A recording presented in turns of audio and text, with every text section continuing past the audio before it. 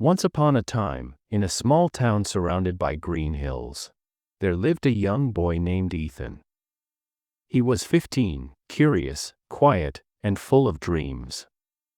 But deep down, he always felt that his life was too small, too ordinary. Every morning, he would sit by his bedroom window, watching the world outside. Children went to school laughing. Old people walked slowly to the park. Birds sang on the wires, and the golden sun painted the sky. But Ethan just watched and wished. He wished for something more. One day, his teacher gave the class a small task. "Write about what makes you happy," she said with a gentle smile. Some students wrote about their families, some about their favorite games, others about their dreams.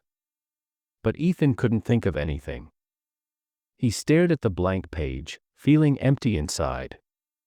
When the bell rang, he quietly packed his bag and left the classroom. That evening, as he sat by his window again, he noticed something new. Across the street, in the building opposite his house, there was a hospital window. A girl, around his age, was sitting beside it. She was thin and pale. A soft scarf covered her head. But her smile was bright and peaceful. Ethan began to notice her every day. Sometimes she read a book. Sometimes she painted. Sometimes she just looked at the sunset, her eyes full of light. He didn't know her name, but he felt like she was telling him something without words. One afternoon, Ethan decided to wave. To his surprise, the girl waved back. The next day, he took a big sheet of paper, wrote in bold letters, "Hi. What's your name?" and held it up to his window. The girl smiled and held her own note. "Lily. What's yours?" Ethan laughed and wrote, "Ethan. Nice to meet you, Lily." Day after day, they talked through notes. About books, about dreams, about their favorite things. Lily told him that she was fighting cancer. She couldn't leave the hospital. But she said she never lost hope. "Hope," she wrote one day, "is like my window. It helps me see the world, even when I can't go out." Those words touched Ethan deeply. He realized how lucky he was. To walk, to run, to breathe freely. He had complained about his small life, while Lily was living each day with courage and grace. Weeks passed. Ethan started drawing pictures and holding them up to the window. Lily clapped and laughed every time.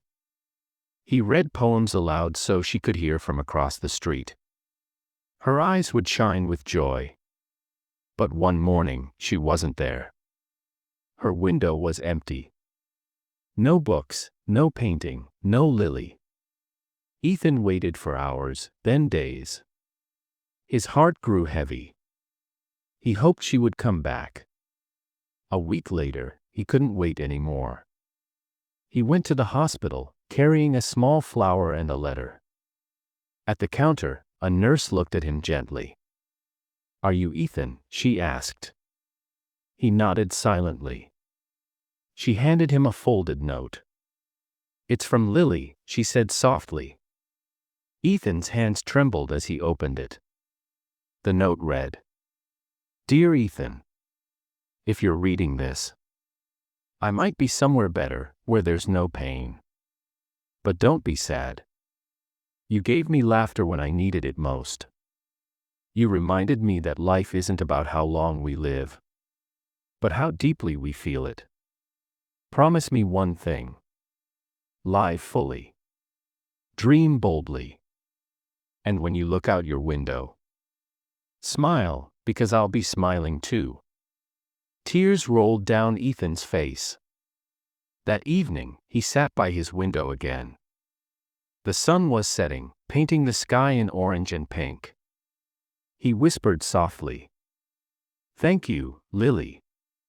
From that day on, Ethan changed. He started enjoying little things. The sound of rain, the laughter of his friends, the smell of fresh bread from the bakery. He began helping others, volunteering at the hospital, and writing stories about hope and kindness. His first story was called The Window of Hope. Years later, Ethan became an English teacher. On the wall of his classroom, he placed a painting of a window filled with sunlight. Below it, he wrote Lily's words. "Hope is like a window. It helps you see the world, even when you cannot step outside."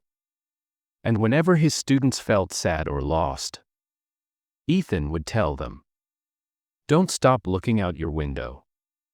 The world is full of beauty, if you choose to see it." Moral of the story: every challenge in life can become a lesson if we face it with hope. Words, kindness, and small actions can change someone's world and your own.